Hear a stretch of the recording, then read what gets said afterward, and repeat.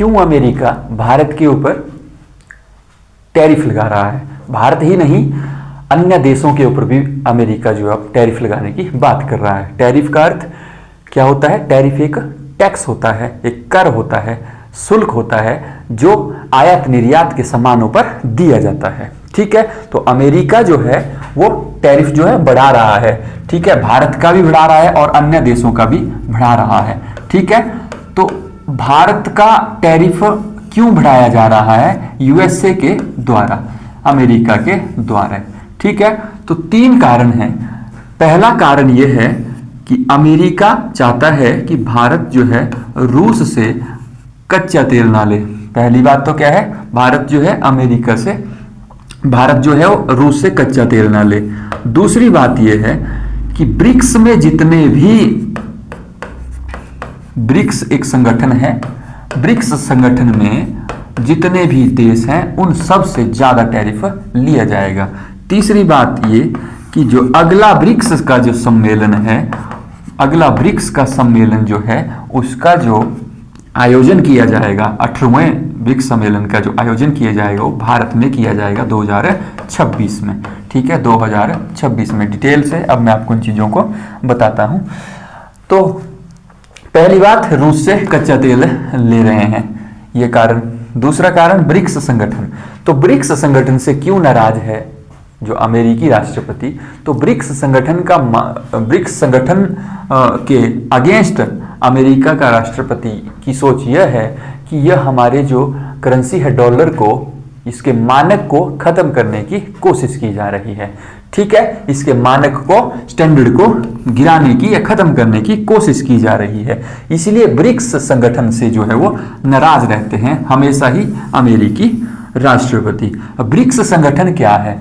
BRICS 2009 में एक संगठन बना था।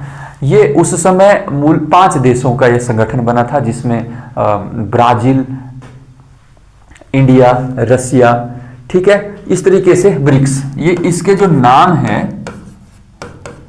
उनमें ही देशों के नाम छिपे हैं।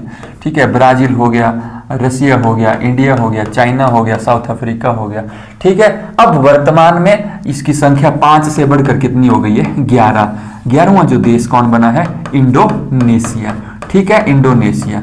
ठीक है, तो ब्रिक्स का जो वर्चस्व बढ़ रहा है, इसीलिए अमेरिका क्या करता है?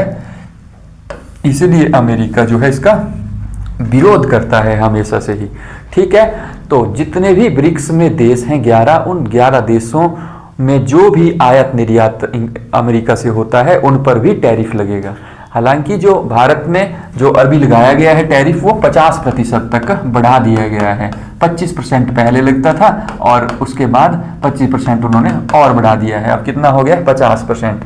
और नवंबर महीने से 1 नवंबर से यूएसए ने कहा है कि चीन के ऊपर हम 100% जो है टैरिफ लगा देंगे। ठीक है, इसको हम सीधा ट्रेड वार कह सकते हैं। ठीक है, ट्रेड वार कह सकते हैं। एक ठीक ऐसी ही घटना यदि मैं आपको बताऊं, इतिहास में 1773 ईस्वी में एक घटना हुई थी, बोस्टन टी पार्टी। कौन सी घटना हुई थी? Boston T party, T party की घटना। बोस्टन एक बंदरगाह है अमेरिका में, अंटार्कटिक महासागर के किनारे। या अब होता क्या है, 1773 ईस्वी को यदि हम देखते हैं तो उस समय यूएसए पर जो है वो राज कौन कर रहा है? इंग्लैंड। और यूएसए में 13 उपनिवेश हैं, कॉलोनियल 13 उपनिवेशों पर जो है अमेरिका के 13 उपनिवेशों पर कौन राज कर रहा है? इंग्लैंड राज कर रहा है। ठीक है, तो यहां पर वह चाय के लिए अलग अलग से रूल बना देती है, एक्ट बना ले आती है, जिसमें अमेरिका को, साधारण भाषा में समझाऊं तो अमेरिका को नुकसान होता है।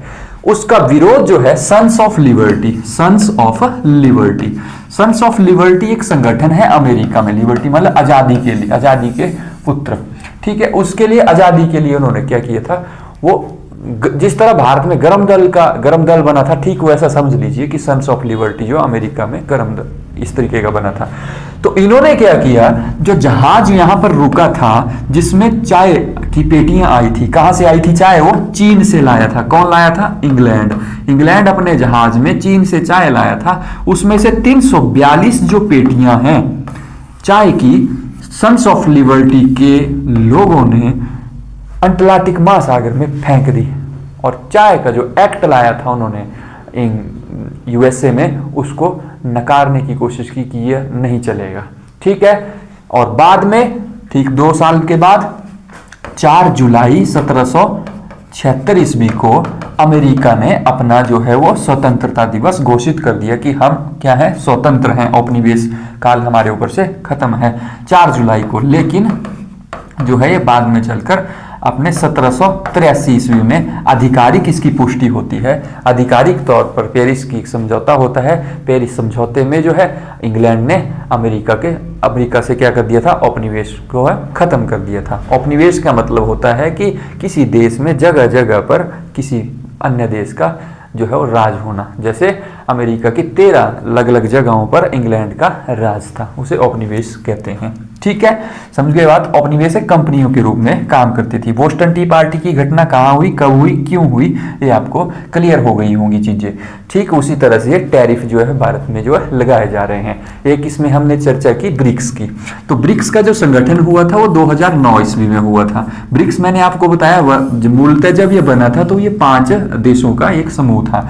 वर्तमान में कितने देश हो गए हैं, 11 देश हो गए हैं। 11वां देश कौन बना है, इंडोनेशिया बना है। ठीक है, अभी जो है 17वां जो ब्रिक्स सम्मेलन हुआ, ब्रिक्स सम्मेलन 17वां हुआ जुलाई महीने में, 6 से 7 जुलाई में रियो डी जेनेरिया में हुआ। कहां पर हुआ ये, Rio de Janeiro. Rio de Janeiro कहां है, ब्राजील में है। अब अगला कहां होगा, 18वां जो ब्रिक्स सम्मेलन होगा वो होगा भारत में। ठीक है, इसकी जो है आधिकारिक पुष्टि भारत ने कर दी है कि अगला जो ब्रिक्स सम्मेलन होगा वो कहां पर होगा, भारत में होगा। इन 3 चीजों की वजह से अमेरिका जो है भारत के ऊपर क्या लगा रहा है, टैरिफ लगा रहा है, टैक्स लगा रहा है। ठीक है, समझ गए चीजों को। तो उम्मीद करता हूं कि आसानी से आप चीजों को यहां पर समझ गए होंगे।